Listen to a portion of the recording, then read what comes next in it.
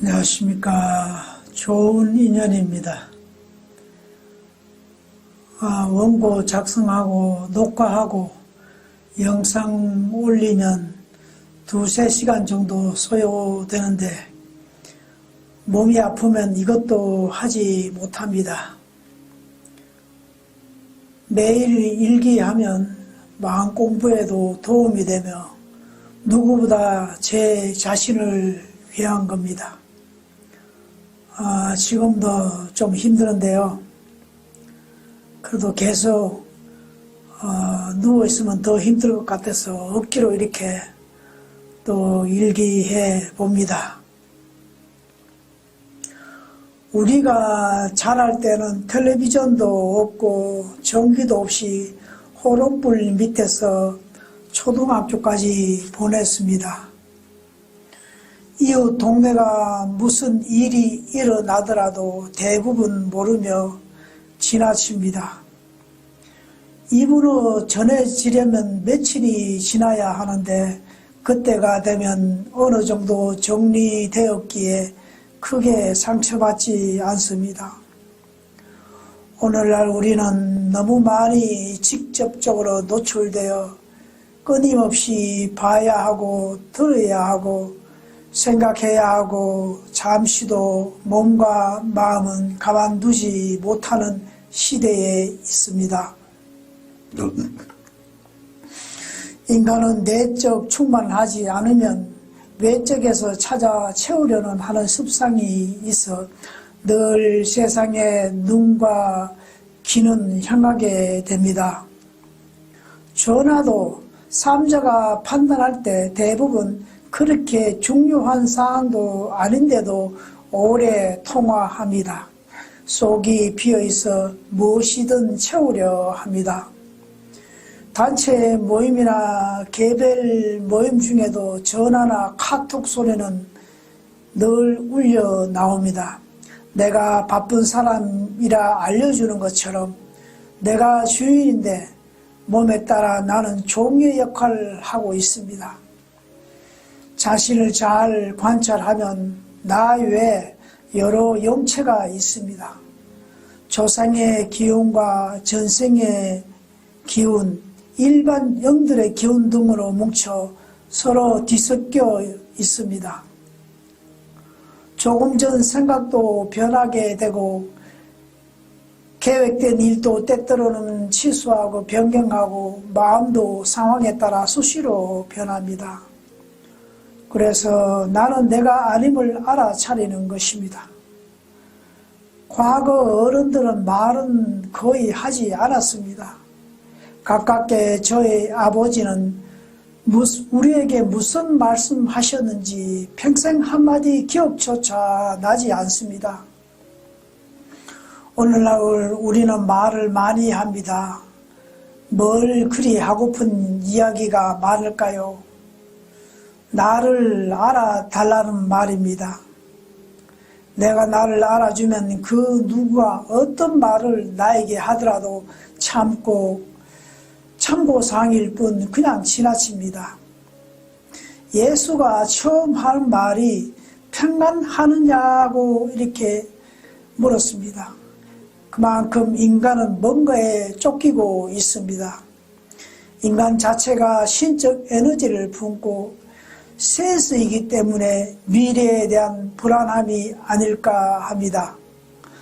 지금 전쟁 시작으로 기근과 자연재해, 질병, 화산 폭발, 지구의 축이 바뀜에 바다가 드러나 육지가 되고 육지가 바다에 잠기며 이런 그 어떤 종교에서나 예언자 한결같이 공통적인 예언입니다. 2024년까지 지속된다고 합니다. 그래서 앞으로 가능한 어떤 새로운 큰 일을 계획하거나 시작하지 말며 자신을 관찰할 때라 합니다. 지금도 진행되고 있고 2025년부터는 더욱 세계는 혼란이 가중될 거라 합니다. 세계를 평정하게 한 미국도 혼란 속에 빠지고 국가마다 아우성칩니다. 자신이 찾던 종교도 흩어지고 혼돈의 시대는 계속 된다고 합니다. 성경에 이것을 말세라 했고 불경에서는 말법의 시대라 했습니다. 이 정도 평안하다면 전생에 선업을 지었기 때문인데 그 또한 선업을 짓기 어렵기에 좋은 것만 아닙니다.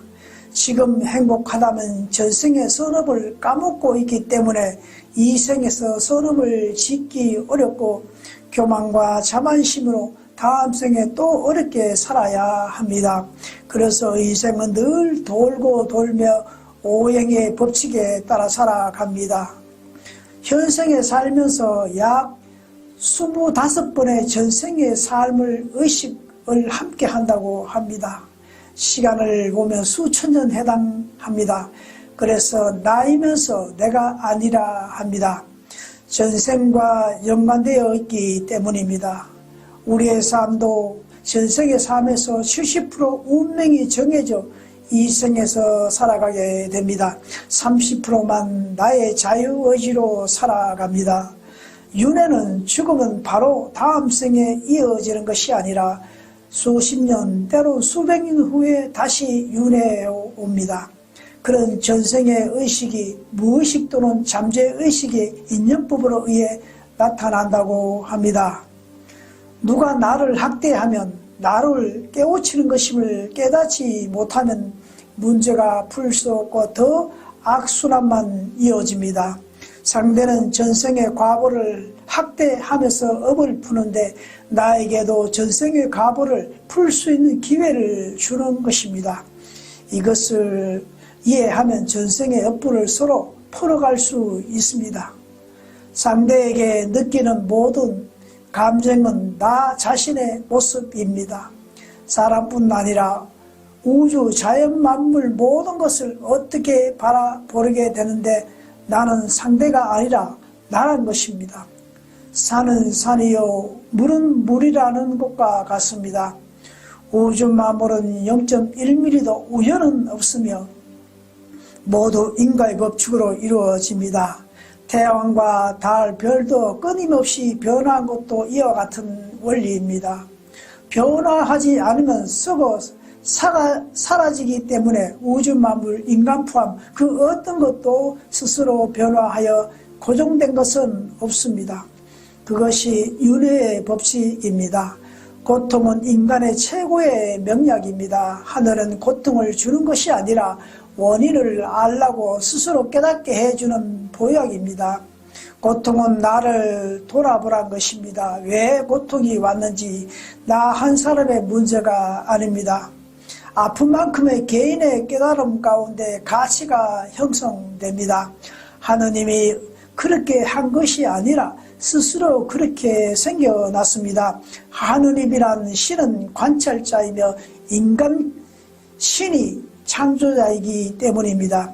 이 생에서 해결하지 않으면 천상계에서는 더 힘들어집니다. 그래서 지옥이란 말도 나온 것입니다. 과일나무를 비유하자면 겨울을 거름을 잘 주고 관리 잘하면 그의 열매는 풍작입니다. 다음에는 비가 오지 않거나 여건이 좋지 않으면 흉작입니다. 그것이 전생과 이생에 연결되는 원리이며 자연을 보고 윤회의 법칙을 깨달으라 하는 겁니다. 어느 분이 몸이 불편해 병원을 여러 거쳐도 원인을 찾지 못합니다. 그분은 계속 분명 어디엔가 잘못되어 있는데 찾지 못할 뿐이며 꼭 찾아서 치료할 거라 생각합니다. 그러면 자신은 병을 더 크게 키우는 것과 같습니다. 아픈 몸이 주인 노릇하며 나는 아픈 몸을 떠받들고 종 노릇하는 꼴이 됩니다. 내가 주인인데 아픈 몸이 주인이라 생각합니다. 아픈 것은 몸이 아픔을 느끼고 의식은 내가 하는 겁니다. 그래서 내가 몸에게 더 아프게 하는 것과 같습니다. 아픈 원인은 자신에게 찾지 않고 외부에서 찾으려 합니다. 암을 미리 발견해서 치료의 고통을 겪으며 10년 생명을 연장한다고 나을 것이 있나요? 늦게 발견하여 고통 적게 죽는 것과 뭔 차이 납니까? 어차피 인생은 가는 것인데 일찍 가서 힘든 세상, 괴로운 세상 보지 않고 다음에 더 좋은 세상 윤회한 것이 더 나을 수도 있습니다. 우리는 막연히 생각 없이 오래 살려고 합니다. 오래 산다고 늘 행복할 거란 어떻게 장담합니까? 살아도 좋고 죽으면 더 좋고 그저 몸 아프지 않고 밥 세 끼 먹고 잠잘 수 있는 곳이 있다는 것이 얼마나 행복한지 인간은 모릅니다. 그걸 알기 위해 마음 공부하고 종교생활을 하는 겁니다. 내가 왜 이렇게 고통을 겪는 것인지 모르면 그 문제는 다음 생에 또 일어납니다. 그래서 죄악의 사실은 알 때까지 끊임없이 윤회 속에 이루어집니다. 윤회의 원리는 이와 같습니다. 해결하지 못하면 반드시 다음 생에 이어집니다. 종교에서 회개하라는 것도 나의 모습을 알아차리는 겁니다. 알아차리면 다음은 내 마음과 몸이 알아서 하며 더 이상 업의 고리는 이 생에서 끊어집니다. 그리고 더 이상 윤회는 이루어지지 않고 천상계에서 영생합니다. 살다 보면 상대가 나에게 이롭지 못한 때로는 자연히 나에게 깨우치기 위한 것일 수 있습니다. 우리는 결과만 중요하게 생각합니다. 하늘은 결과를 중요하게 보지 않습니다. 과정을 지켜봅니다. 그 어떤 것이든 공짜는 존재하지 않습니다. 기도는 내가 나에게 하는 겁니다. 그것이 자신이 믿는 신이든 아니든 상관없습니다. 설정은 내가 하는 것이지만 다 자연에게 갑니다. 하나님이나 부처나 예수나 다 개인 방편이지 대상은 아닙니다. 대상은 내가 정하지만 전달자는 자연이며 하늘입니다. 노력 없이 주어진 것은 반드시 함정이 있습니다. 만나자마자 반했다는 것은 그만큼 후에 고통도 따릅니다.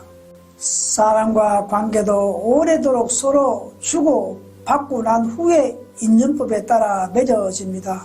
기도는 나의 모습을 찾는 것이며 신에 대한 감사입니다. 우리가 잘 아는 법률 스님은 가끔 말씀하십니다. 어느 상담자가 질문하는데 해야 할지 말아야 할지 이런 질문을 자주 합니다. 그러면 스님은 인간은 자유의지로 무엇이든지 할 수 있는데 어떤 걸 하더라도 인과의 법칙을 존재하며 반드시 선이든 악이든 과보는 남는데 그것을 인지하면 답은 스스로 알게 된다고 하셨습니다. 천공스승님은 어떤 곳에서도 이렇게 해야지 미리 답변을 만들지 말고 그냥 가라고 하셨습니다. 미리 답변을 만들고 가는 것은 내가 질량이 약한 데서 오는 것으로 역효과가 발생된다고 하셨습니다. 박수가 크면 클수록 또한 그만큼 짐이 무겁다는 것을 알아야 오래 간다고 하셨습니다. 오늘도 함께해 주심을 감사합니다. 덕분입니다. 우리 모두 희망입니다.